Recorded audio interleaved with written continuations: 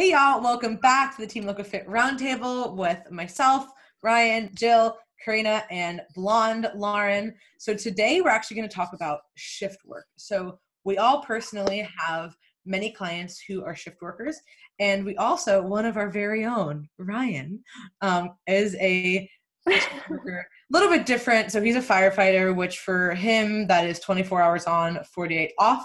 So it's a little bit different than maybe some people who are used to like shift working like with nurses, which would be like day or night shift, or police officers. But in any case, I want Rye to kind of kick this off with just a little bit of background on what he does and kind of mitigate. So basically everything's about mitigating things. And we can get into the differences because there's going to be shift work, like I said, like day shift for like 12 hours, night shift 12 hours, and then something like what Rye's doing, which is 24, and hence it's all day. So this is a little bit different. So yeah, why don't you start, babe? So the order of operations for importance of shift work health would be number one, don't do it. That would be the best way to kick this off is to not subject yourself to shift work and its horrible tendencies to wreak havoc on the body. Second, besides that, if you can't subject yourself to not doing shift work because you need a paycheck, then I would try and do the minimal amount of shifts that are like fluctuating. So if you're on like a rotating shift where it changes during the week or changes every month or so, try and keep it as like regular as you possibly can. And if you can gain some kind of seniority as soon as you can, get off of the overnight shift or the early morning shift, graveyard, whatever you want to call it. Try and put yourself into a position to where you're basically able to sleep like a normal human being. Also, when you're saying don't do it, baby, you're talking about doing night shift. You're not talking about a normal daytime shift worker. There's no harm in doing that. So I want everybody to be clear on that. If you're doing daytime shifts, we're not talking about that. We're talking if you're working through the night. Well, I don't know how you would have any harm working day shift. I know, but you said shift work in general, so I wanted to make that distinction. So anyone on night shift type things, and I know a lot of guys that are cops, and a lot of cops enjoy night shift because that's when stuff usually happens. But unfortunately, it's usually a good time to sleep. So I know that it might be a little bit more boring during the daytime, but it's also probably going to allow you to live a longer life. So besides that, if you can either one, not do any kind of work, or two, mitigate the hours that you're subjected to shifting your circadian rhythm and or trying to minimize that time frame that you have a crappy schedule. So if you can work for a year on night shift and then you can, the next year you can kind of shift over into a more normal schedule, that's perfect. And besides that, if you have no control over everything, then you're just going to have to be extremely focused and detailed on trying to get sleep in when you can, which is going to be nap times during times that you can get naps in. Either if you're a fireman, you can take a nap on shift. For everyone else, you're going to have to take naps during your off time, like when you're at home. You're going to have to prep your meals because your insulin sensitivity is not going to be that great. So you don't want to be eating junk or just grab whatever looks tasty at the vending machine. And you're going to have to exercise. You have to do cardiovascular exercise and you have to do strength training because your entire system is basically just going to be, for most people, your system is not going to enjoy and like having your entire life shift on its head where your normal waking hours are now throughout the night and you're trying to sleep during the day. And we'll touch on this also. And there are some people that are freaks and they actually operate quite fine at night. They're not common, but it is a thing. Like there are some people that prefer it. One of my cousins is a dispatcher somewhere up in Georgia, and he prefers working like the midnight shifts. So he's a weirdo and he enjoys it, and that doesn't seem to mess with him too much, but he's one of the few. I mean, I have friends who are coaches who literally can make their own schedule, and they by default do that. They stay up working until 3, 4 a.m. and then they sleep until 11, and they enjoy doing that. And I'm like, I could not imagine putting myself through that, but they say that they think better. They've always been like that. And then I have lots of clients who will do night shift who have no effects from it. But it's actually it's pretty distinct groups. So some people do night shift and they feel fine. And then I have other people who do nights who just like we have to make a lot of changes, whether it's diet or stress management or just fatigue management in general. Hunger, some people have like it, it's very different for everybody essentially. But in a perfect world, yes, you would be able to control, hey, I'm either going to work days, or if you're on something like a 24-hour shift, maybe having a little bit of downtime. But in the advent that you're not, in the advent that you can't control it or that you have to do nights, one thing that we have seen from some of the literature and just in general is if you can try and stay on a semi-consistent schedule, that can be helpful. Now, not suggesting that like on your days off, you have to live like that graveyard shift life, because of course that can be kind of hard. But you're still probably going to want to go to sleep later and sleep in later than a normal person, right? Like you don't want to get off work at like 6 a.m. and then like the next day, like wake up at 6 or something like that. You know what I mean? Like you're not going to want to do all these like really, really weird changes, but you don't have to stay on the same shift. But we see this with even just regular life, like people sticking within roughly the similar wake and sleep cycles can be really, really helpful. So in this instance, you're going to want to do that too, because if you're always fluctuating between day and night, that's very confusing for your body, of course. And it's just going to feel harder every time. It's going to feel unnecessarily harder. So trying to stick within a similar-ish schedule. And then, like I said, trying to get some naps in as you can, like whether you get off shift or something like that. Of course, I know it gets a little complicated when people have kids. So that kind of, changes things as well. But as kids need naps too. Yes, this is true. So if your kid is napping and you can nap also, go do that. Parenting 101. Hey, kids. Go to sleep, because I have to also. Just give them a little cough syrup or some whiskey. I love that. Yeah, just, Drug your child. Oh my God. Speaking of like LOL, I had a friend who they were in Mexico, and her boyfriend is like, hey, have you tried the chloroform water? And she's like, what? And it was chlorophyll water. And he kept saying chloroform. Why do you want me to have chloroform water? So I'm calling the cops. Slightly concerned. So yeah, no, just try to get your kids to go to sleep like naturally. Take a nap and then you can. Lauren giving parenting advice is the best thing I've heard all day. Really try to get them into that nap. A little chloroform will do it. Clearly you can tell I kill everything, including plants. If you need a little help, just go buy some chloroform. What were you going to say? I was going to say, as far as like from a coaching perspective, a good thing for us to do is to send out like a food timing sheet. So we have a couple of different things that we can do for clients that have kind of like a whack schedule, or even just people that work regular schedules and are having some interesting like hunger signals or maybe something like that. We can send out a food timing sheet that we have. So it kind of just breaks down meal by meal, what time they're eating, as well as what the macro distribution looks like. So for somebody, say, that's working a daytime shift, but it is a 12-hour shift, so like 7 a to 7 p, you're still working through breakfast, lunch, and dinner. And while you might get a break at some point in there, I work at a hospital right now, so I see the nurses, and it's constantly go, go, go. So I'd like to see a food timing sheet, see what the macro breakdowns look like for clients' meals at those times. And then typically I like to just suggest really trying to make those meals calorically dense and easy as possible. So if one of those has to be, or maybe like a snack is a high protein, high calorie shake or something like that, that you can kind of just like grab and go when you're coming back into the break room or things like that, and just making sure that that lunch that you're eating is as dense as you can feel comfortable, because you're just not going to get that many opportunities, and that just is what it is. It's just the reality of it. And then also just making sure that people don't forget to eat. I find that that's a big thing too. Not something I have personally ever experienced, but it seems to be an issue for people. So you're like, so I've heard. The story goes.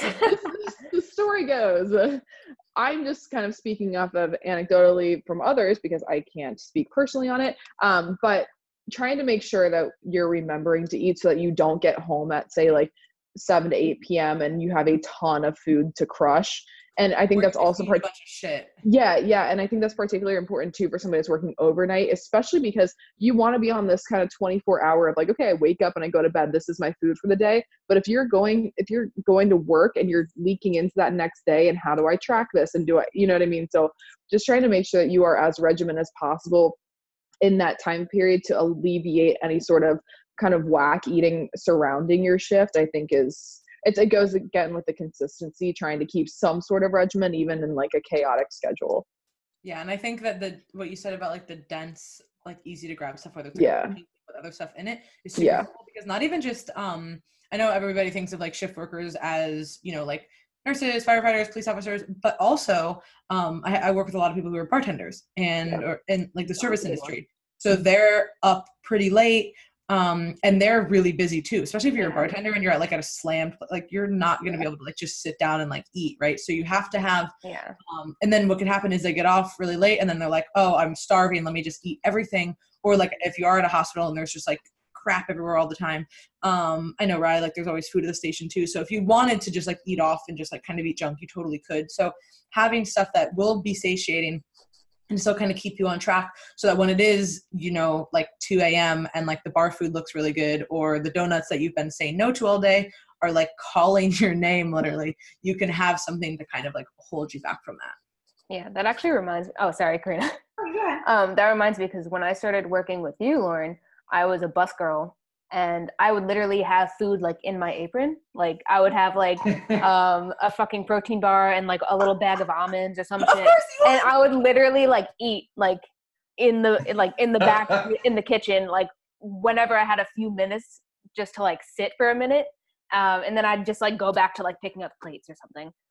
When I worked security, I would literally I would have a protein shake in the beer freezer, and I would go in there every night, like in the like midnight or something, and I'd have my protein shake and then hop back out there and finish working.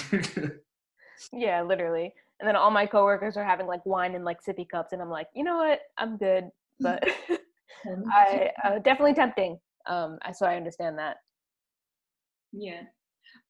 So yeah, I wanted to touch on how I manage, I guess, from the coaching perspective of someone who has a really hard time with like overnight shifts. So one of my clients who is a nurse, her night shifts are inconsistent. So obviously it's a bit easier when you're used to, you know, like just being awake all night and being asleep during the day. But for her, sometimes they'll randomly give her like night shifts, and those like really throw her off. Like her weight the next day is always, you know, pretty shot up high. Her hunger is through the roof, and not only her hunger, but what she craves is typically a lot worse than, you know, her decision making. Her cravings and her decisions are a lot worse than what they would be if she, you know, just slept through the night and had her normal schedule. So for those days, from a coaching perspective, that's more of like a stress management thing. It's like, okay, what strategies can we use to make this a little bit easier for you? So when she does have those days, I don't have her, well, for the most part, I don't have her weigh in on the days that, you know, she would be awake through the night, because mentally that would be like very hard for her. But it doesn't matter anyway, because that's not a consistent value to go by.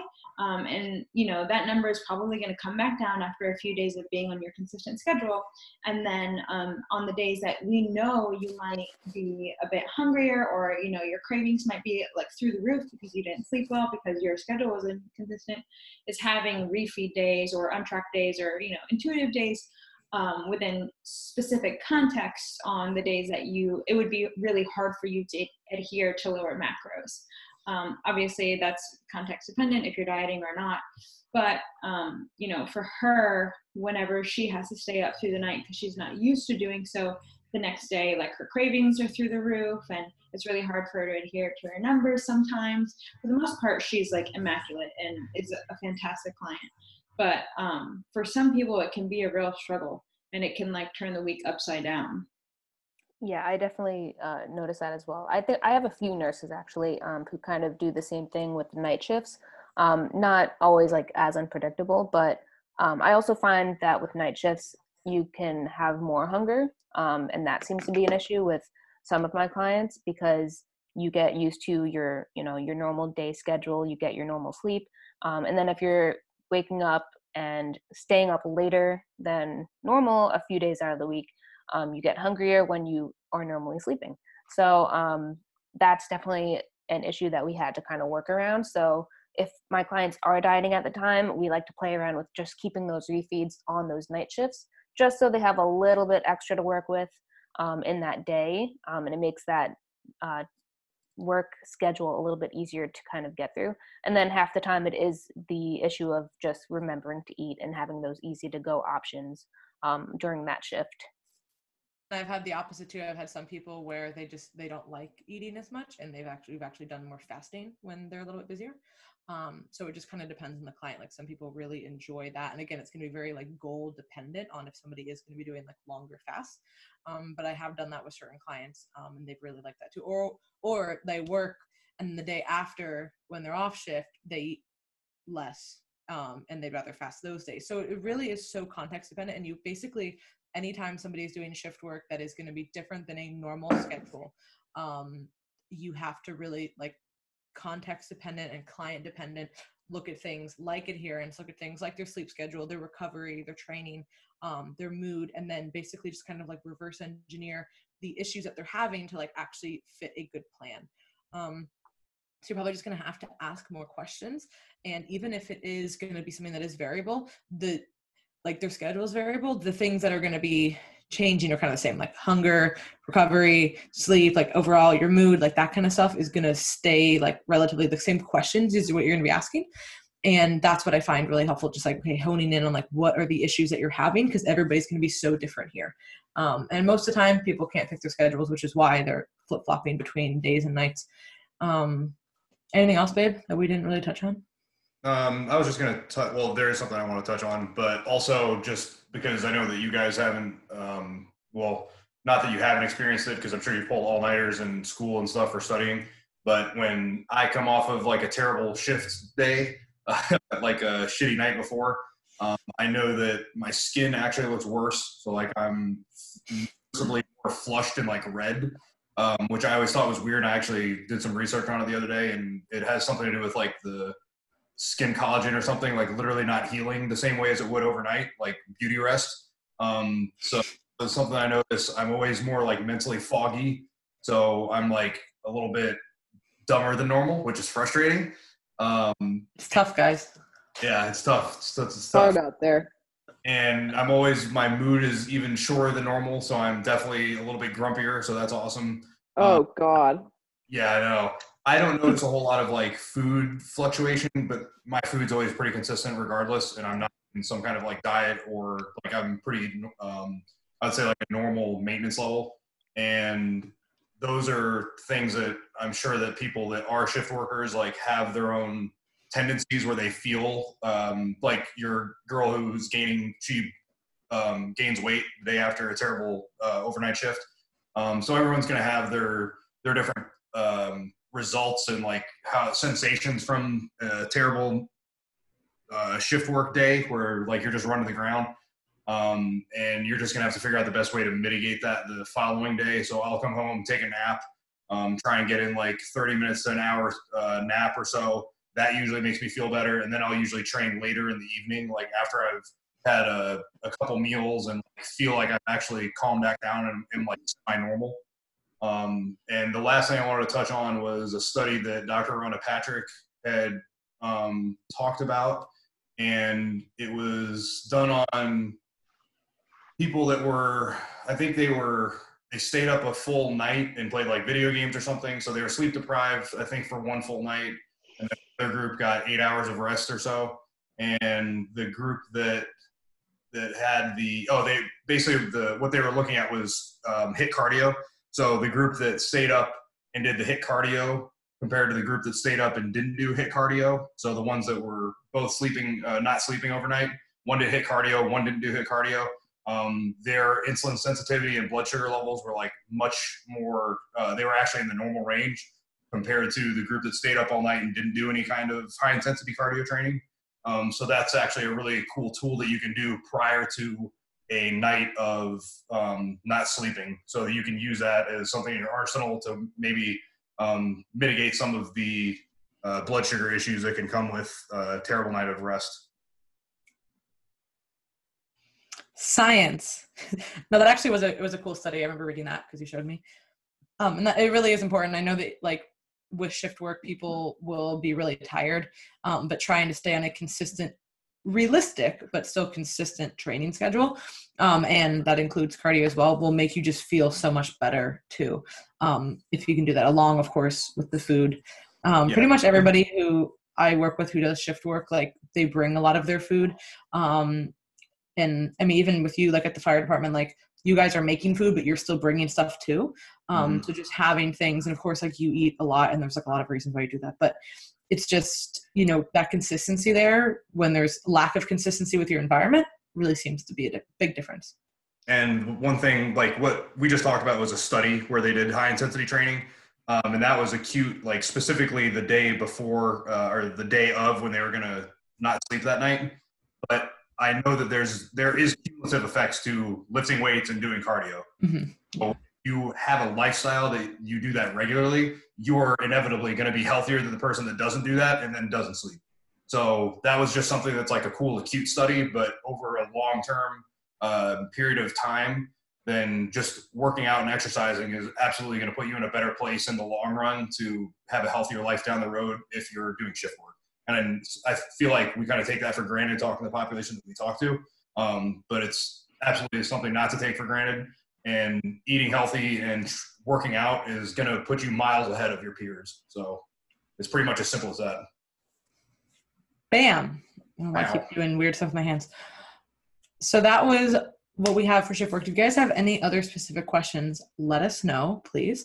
And yeah, any other closing thoughts? Y'all good? I think we covered a lot of important things. Bam. All right. Well, thank you guys so much for listening. If you liked it, 10-star review, as always. Share with a friend, etc. If you have any questions about coaching, you can visit our website, teamlocofit.com. If you have any questions for us, send us an email, info@teamlocofit.com, and we'd love to help you. So we'll catch you guys next week. Bye. Bye.